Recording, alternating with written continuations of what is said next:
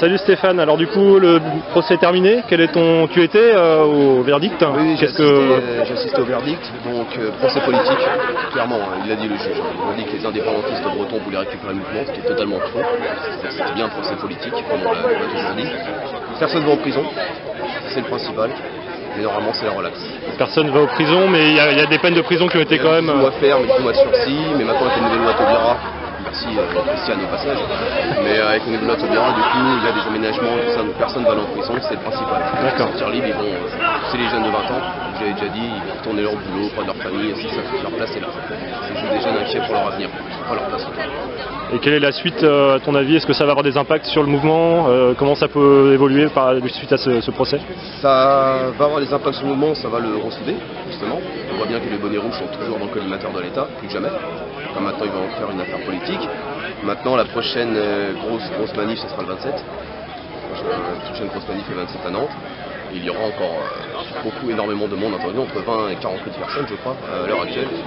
Et on a eu une bonne nouvelle aujourd'hui, une bonne nouvelle pour M. Hervé Lebras, qui devait venir à Guérande signer son bouquin préfacé par Jean Coxiette, où il balance toute la propagande de vichiste, disant que Nantes n'a jamais été en Bretagne, que les gens du Pays de la Loire sont toujours au Pays de la Loire, ont toujours été là, enfin bref.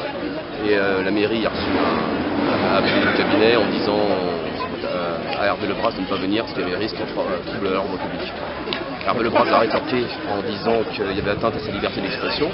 Je ne vois pas ce qu'il fait de la liberté d'expression des Nantais qui sont par unification à 77%, les Bretons qui la veulent des 4 départements à 70%, et le référendum populaire qui a été demandé depuis des années. Je ne vois pas ce qu'il en fait de cette liberté d'expression-là. On voit bien que la liberté d'expression n'est que dans un sens, celle de l'État. Merci Sébastien. Bonjour Sébastien, donc tu étais un des prévenus, le jugement vient de terminer, quelles sont tes impressions sur ce procès et comment tu t'en sors toi? Déjà c'est un dispositif totalement exagéré qui a été déployé par rapport déjà aux sanctions qui sont définies et décidées par le juge.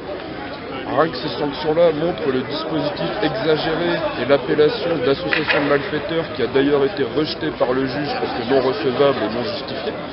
Donc ça montre bien le déploiement abusif qui nous a été mis en place, donc ces 48 heures de garde à vue, la pression morale pour beaucoup, familiale, économique aussi, parce que certains sont auto-entrepreneurs, on a des chômeurs, des auto-entrepreneurs, patrons de micro-entreprises, on a tout dans nous 11, ce qui définit à peu près le mouvement des bonnets rouges.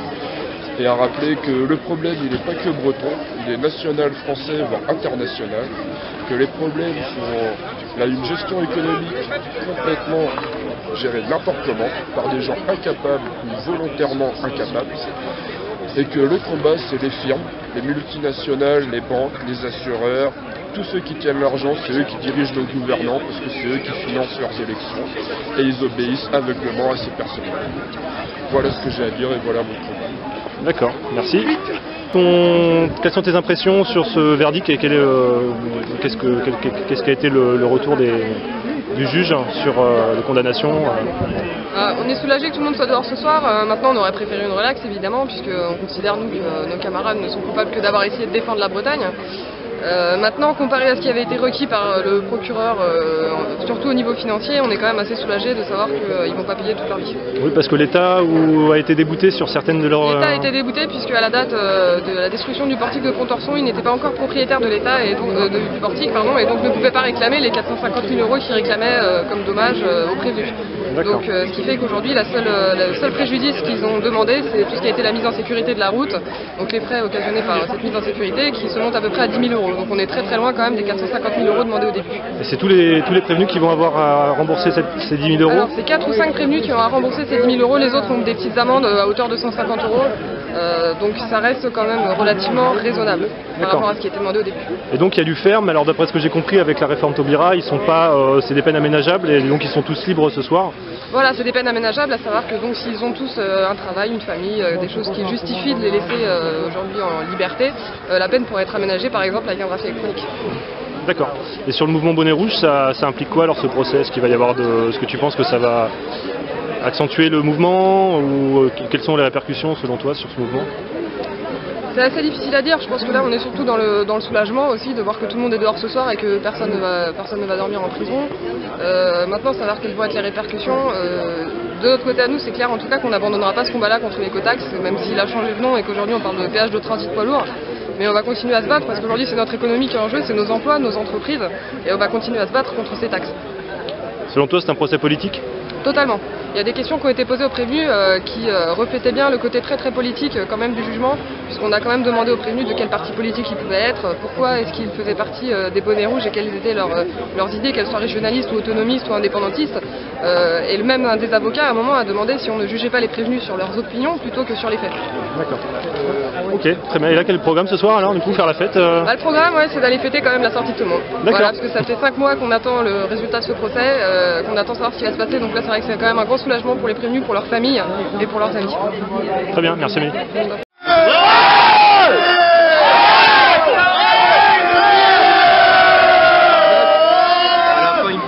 Bonjour Monsieur Le Mat, petite réaction sur le procès, je sais que vous êtes intervenu hier et quelle est votre impression au final sur le verdict? Alors donc je suis le porte-parole du collectif des bonnets rouges et je suis révolté. Je suis révolté par ce procès. Par les condamnations qui ont été faites, les autres personnes qui ont été condamnées pour avoir détruit des portiques, c'était 6 mois avec sursis. Ici, on en arrive à 3 ans, dont 18 mois ferme. Et la différence qu'il y a, c'est ce que ici les juges appellent association de malfaiteurs et qui est simplement projet politique breton.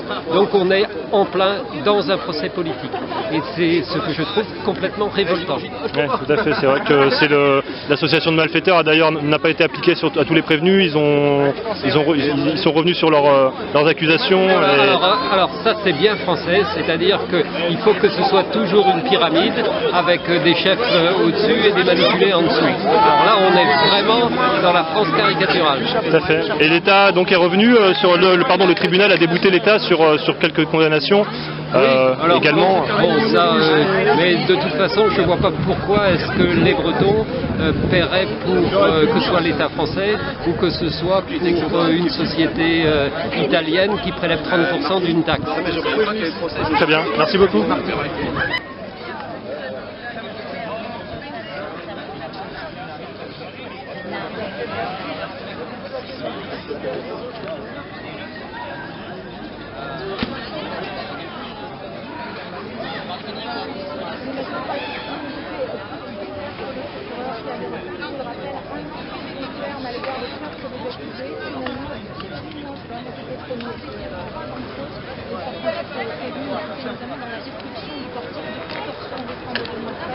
Trois jeunes bonnets rouges âgés de 21 à 24 ans, parmi eux un mec qui